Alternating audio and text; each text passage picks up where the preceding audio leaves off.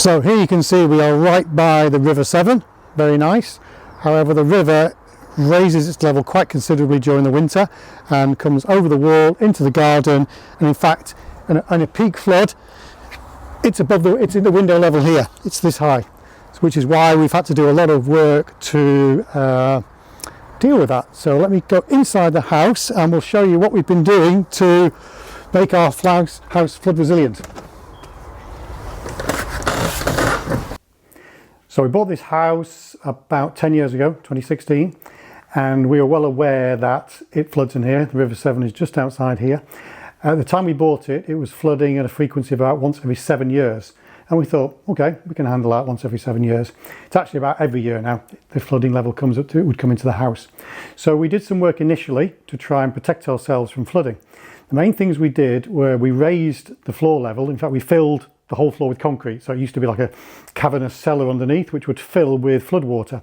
So we filled the whole house here with concrete, and we used a waterproofing layer. I'll say waterproofing because it didn't quite work, as we'll come back to that. So there was a waterproofing layer on the floor. What we also did is we put floodproof windows in the front, which have worked perfectly. We put a floodproof door here, which has worked perfectly. And we raised all the electrics. So when you look around, all the plug sockets, anything electric is at least 1.5 meters above the floor level, so that we couldn't get any shorting of stuff going on. Also put a non-return valve for the downstairs toilet. And that was the major work we did at the beginning. That was phase one. Now we'll come to phase two. So this little extension here at the back here, originally we were going to knock down and build a whole new thing. We didn't do that for money reasons. So in phase one, we just put a barrier here to try and keep the water out, which actually didn't work very well. So water was getting into the back because we hadn't done any work there. So it would flood here and the water was coming in.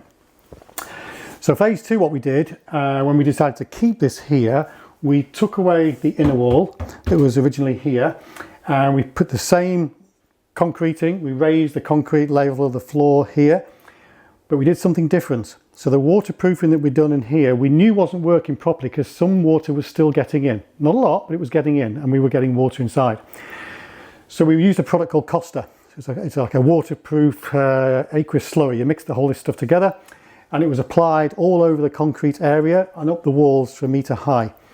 After the Costa, we put tiles in. So previously we didn't have tiles in phase one in the front. We had a vinyl floor and skirting boards. That got wrecked when the water did come in, even though a small amount. So here we had tiles.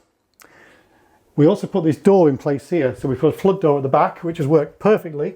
And you can open the window here. And that was important because it means, when we get flooded, it comes to the back as well. So the whole house is surrounded. And it means you couldn't actually get out because you can't open the door. So by having this, I can climb through. So I can't put too much weight on. I need to stay slim. So I can get through this door with my waders and I can walk out. So that's what we do. That's what that's for. What we found is when there was a flood, and if you see that black tape line there on the door, that was the level it got up to last time that I bothered to make a note. It was out there outside, not in here. It wasn't coming through the tiles, it wasn't getting through the Costa waterproofing, so the whole job in here was way better than what had been done in phase one in here. So we realised that the quality of the waterproofing in phase one wasn't good enough, but this was. So this became a template for phase three, of course.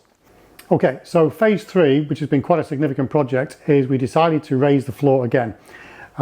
We'd already realised that we had to do something with the waterproofing because we'd shown that the original one wasn't good enough, but what we did in phase two worked very well. So we wanted to do the same thing with the Costa slurry in the main house part here.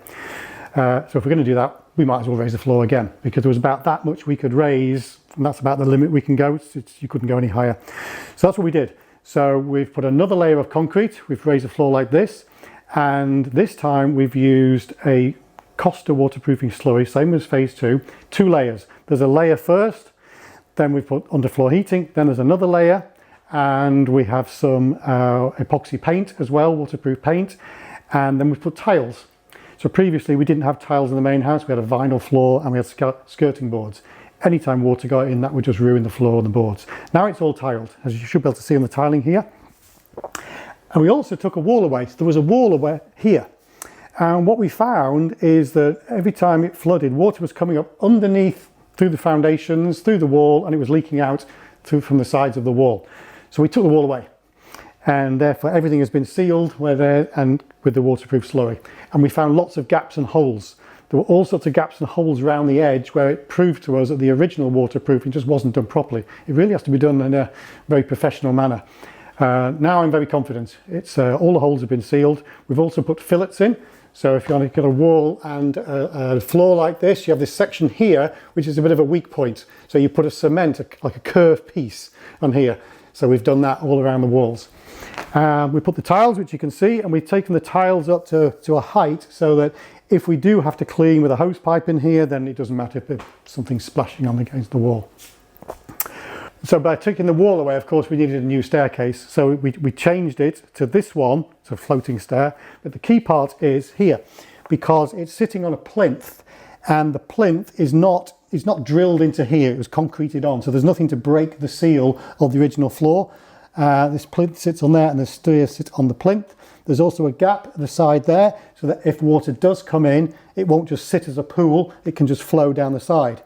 And in fact, the flow we've encouraged, because this central part of the house here is a slight high point.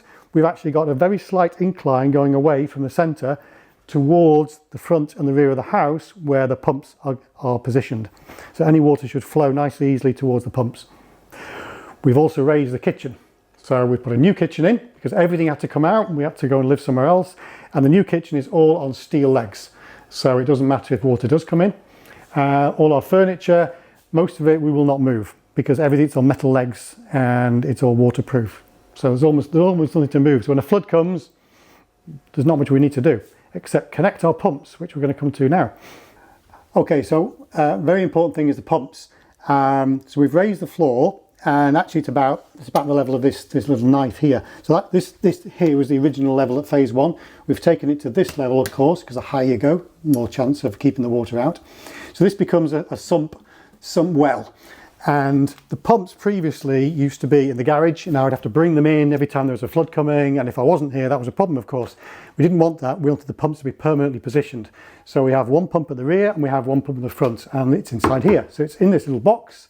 So you wouldn't think anything of it. It's just a shelf. You can put stuff here, but in fact, underneath is the pump. So it's hidden away there. So if we've got a flood situation coming or we're going away, then I'll just open this up. It's here. I can pretty easily attach the pump hose to the outlet like that. I go and plug it in, which is there into the socket. Bumps, and that is ready to go. The pump is automatic, so any water that comes in here, it'll build into the sump here, and this thing just comes on automatically, just throws it outside. And it goes on and off. So I mean, even during the night, we can be asleep upstairs, this thing would go just coming off and keeping the level. And it can keep, it's a huge capacity. So you could have hose pipes chucking into here and it will keep it out. So it keeps the water level down to like a millimetre or so in here. That was phase one. Because of all the work that we've done now around here, I'm quite confident actually no water will come in. But if it does, this thing will get rid of it. So we just carry on living as normal. So final thing, when it comes to clear up, because okay, we're pretty well confident we'll keep the water out of the house or to very minimise it, but of course the water comes in front of the house and it completely covers this area, and what it does is it leaves a silt as the water goes away, a thick brown silt which is actually full of bacteria because it's got sewage in it. It's not very nice, and you have to clear it quickly. If you don't do it in the first few days, it just goes really solid. So what we used to have to do is run a hose pipe all the way through the house from the back and stand here with a pipe. Now we've got this, so we actually put a hose pipe at the front so that we can very quickly, as soon as the water is receding, I can grab this and I can be hosing down the front and get rid of the silt straight away. Much more efficient.